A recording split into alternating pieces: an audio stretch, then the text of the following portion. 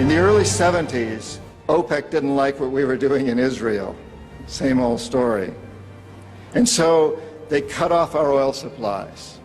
So some of you will remember these long lines at the gas stations. And we feared we were going to have another depression like the 1929 depression. And so the U.S. Treasury Department came to me and other economic hitmen and said, listen, you know, we can't allow OPEC to blackmail us anymore. You guys got to come up with a plan so this will never happen again.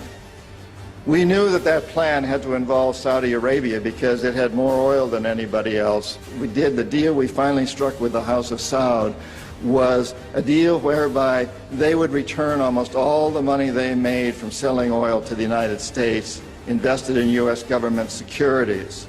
The U.S. Treasury Department would use the interest from those securities, which over the years has amounted to trillions of dollars, to hire U.S. companies to westernize Saudi Arabia, build petrochemical complexes, desalinization plants, whole cities out of the desert, McDonald's and all the other things that go along with our Western culture.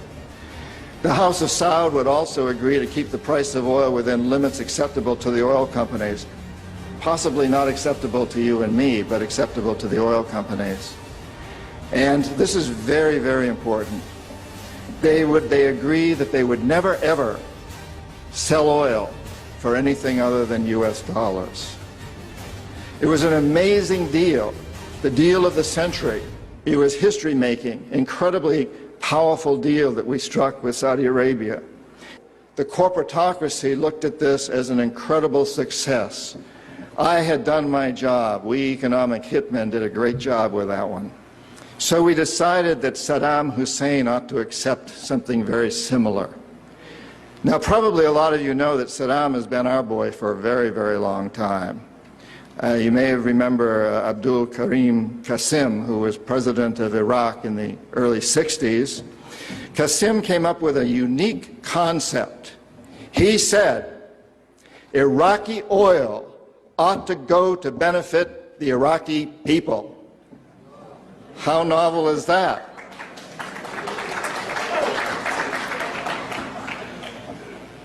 But we didn't like that very much.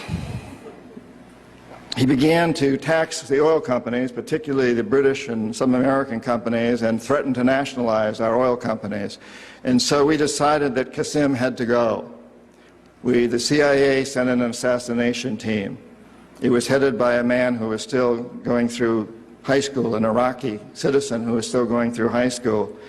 They riddled Qasim's car with bullets on the streets of Baghdad and missed him. The head of this assassination team was wounded and fled to Syria. His name was Saddam Hussein. He was a CIA agent in those days, an assassin for us. He failed. He was our boy. He was our man. And so, we sold him and gave him a lot of tanks. We built him, Bechtel built him big chemical, I ought to know, my father-in-law was chief architect at Bechtel, built Saddam big chemical plants that were used, and we knew that they were used to make mustard gas and other chemical weapons that were being employed against the Kurds and later the Iranians. We knew this, but we sold him these things. You have to remember that Middle Eastern oil is the oil that's used by a great deal of Europe and China and Japan. If we control Middle Eastern oil, we control our biggest potential competitors, Japan, China, Europe. So it's very important that we do that.